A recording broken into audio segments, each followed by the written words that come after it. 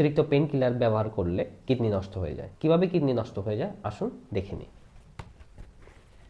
এই দুটো হচ্ছে আমাদের শরীরের কিডনিগুলো। এই দুটো কিডনি প্রতিদিন 180 লিটার ব্লাড ফিল্টার আউট করে আমাদের সুস্থ রাখার জন্য।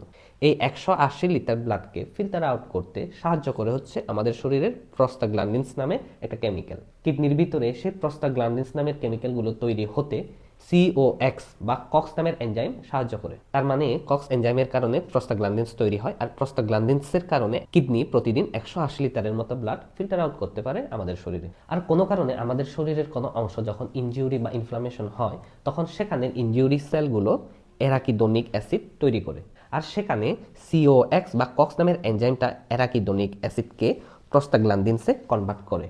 আর তখন সেই প্রস্টাগ্ল্যান্ডিনসগুলো আমাদের শরীরের পেইন নার্ভ রিসেপ্টরগুলোকে অ্যাক্টিভেট করে ব্রেইনে একটা মেসেজ পাঠায়, আর আমাদের ব্রেইন তখন প্রসেসিং করে সেটাকে পেইন বলে সম্বোধন করে, আর তখন আমাদের শরীর সেটাকে পেইন বা ব্যথা বলে অনুভব করতে পারে।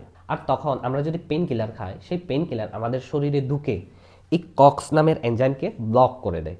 আর এটা যদি একবার ব্লক হয়ে যায়, অ্যারাকিডোনিক অ্যাসিডটা যেই প্রস্টাগ্ল্যান্ডিনসে কনভার্ট হয় সেটা আর কনভার্ট হতে পারে না, যার কারণে প্রস্টাগ্ল্যান্ডিনস আর পেইন নার্ভকে অ্যাক্টিভেট করতে পারে না, আর মেসেজটা ব্রেইনের কাছে যায় না, আর তখন আমাদের শরীর যে পেইন বা ব্যথা হচ্ছে সেটা অনুভব করতে পারে না। এভাবেই পেইন কিলার কাজ করে। আর পেইন কিলার একবার আমাদের শরীরে ঢুকলে তখন আমাদের শরীরে যেখানে যেখানে কক্স নামের এনজাইম আছে সেখানে তাদেরকে ব্লক করে দেয়। তার মানে পেইন কিলার শুধু এই জায়গার কক্সকে ব্লক করছে না, কিডনির কক্সকেও ব্লক করে দিচ্ছে, আর তখন এই প্রস্টাগ্ল্যান্ডিনসগুলো সেখানে তৈরি হতে পারে না, যার কারণে ব্লাড ফিল্ট্রেশন রেট 180 লিটার থেকে কমে চলে আসে। একজন সুস্থ মানুষ যখন একবার পেইন কিলার নেয়, তখন তার ব্লাড ফিল্ট্রেশন রেট 180 লিটার থেকে 160-তে নেমে চলে আসে। আর সেই লোকটা যদি একটু দুর্বল হয়, অন্যান্য কোনো রোগে ভুগছে, স্পেশালি যদি আগে থেকেই কোনো কিডনি সমস্যাতে ভুগছে অলরেডি, তখন তার ব্লাড ফিল্ট্রেশন রেট 180 থেকে সেটা 110-120-তেও নেমে চলে আসে। আর ব্লাড ফিল্ট্রেশন রেট যত কমে আসবে, তখন আমাদের শরীরের ময়লা আবর্জনাগুলোকে কিডনি ফিল্টার আউট করতে পারে না, যার কারণে ময়লা আবর্জনাগুলো প্রথমে কিডনিতে জমে যায়, যার কারণে ক্রিয়েটিনিন বেড়ে যায়, ইউরিয়া বেড়ে যায়। আর সেই সময় আমাদের যদি আর অন্যান্য